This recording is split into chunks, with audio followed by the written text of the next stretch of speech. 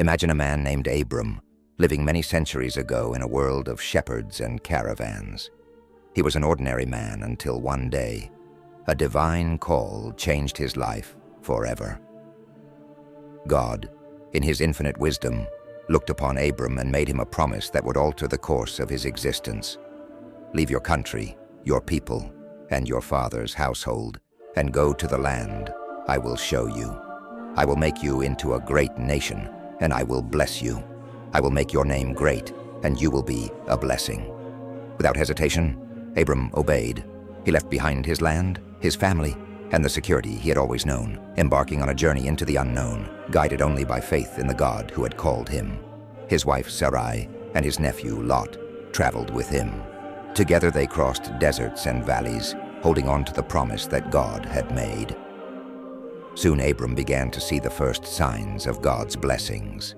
His flocks multiplied in number and strength, and his wealth in silver and gold grew.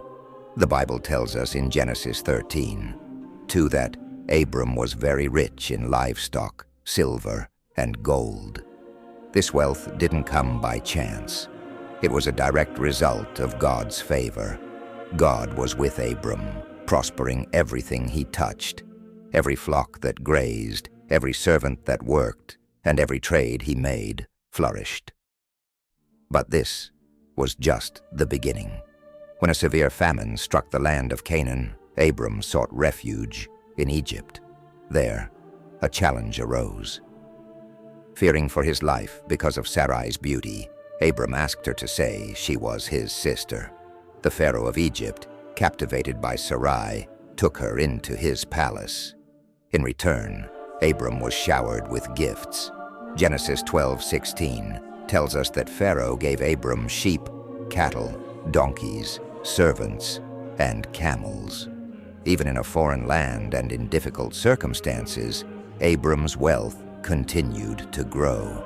When Pharaoh discovered that Sarai was actually Abram's wife, he released them both, allowing Abram to leave Egypt with all the wealth he had accumulated.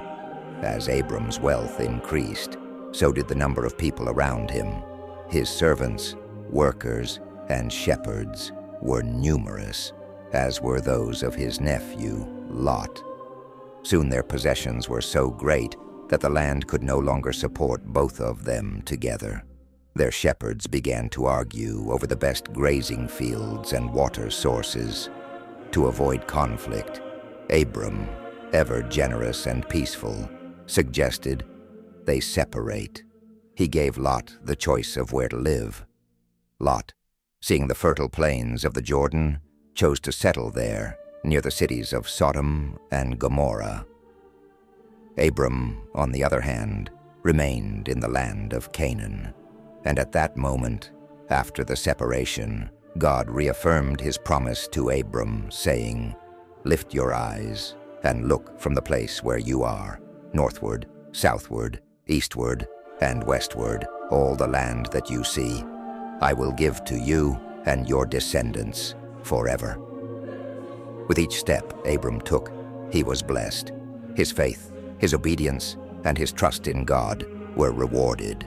His material wealth continued to grow, but he knew that all of it was a result of God's promises.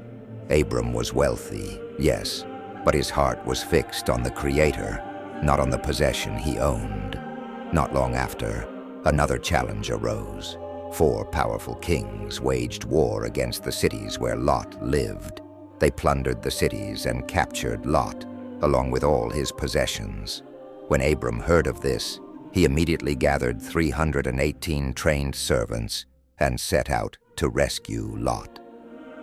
With courage and strategy, Abram defeated the kings, freed Lot, and recovered all the goods that had been taken.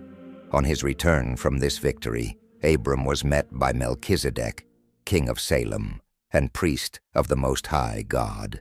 Melchizedek blessed Abram, saying, "Blessed be Abram by God, Most High, Creator of heaven and earth, and blessed be God Most High, who has delivered your enemies into your hand." In gratitude to God, Abram gave Melchizedek 1/10 of everything he had gained. He recognized that his victory, his wealth, and his prosperity came from God alone.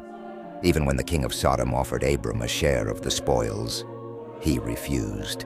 He said, "I have raised my hand to the Lord, God Most High, creator of heaven and earth, and have taken an oath that I will accept nothing belonging to you, not even a thread or the strap of a sandal, so that you will never be able to say, 'I made Abram rich.'"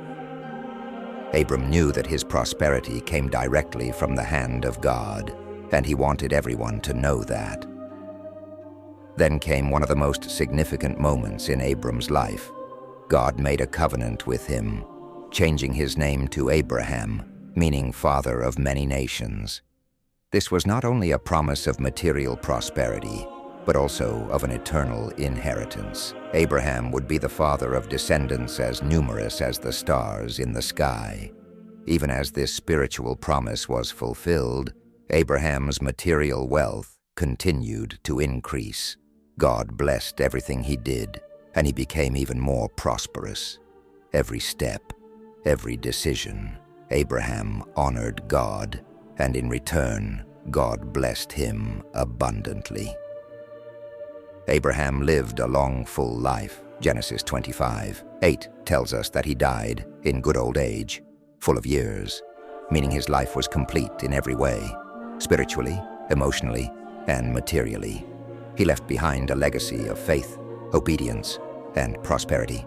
The story of Abraham teaches us a powerful lesson. Wealth, when blessed by God, is not something to be feared or avoided.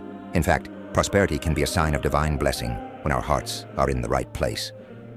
Abraham was rich, but he always knew that his true wealth lay in his faith in the Most High God. This is the great lesson. Prosperity, when it comes from God, is a blessing. And just like Abraham, we can live a life of abundance as long as our hearts remain faithful to the Lord, recognizing that everything we have is a gift from Him.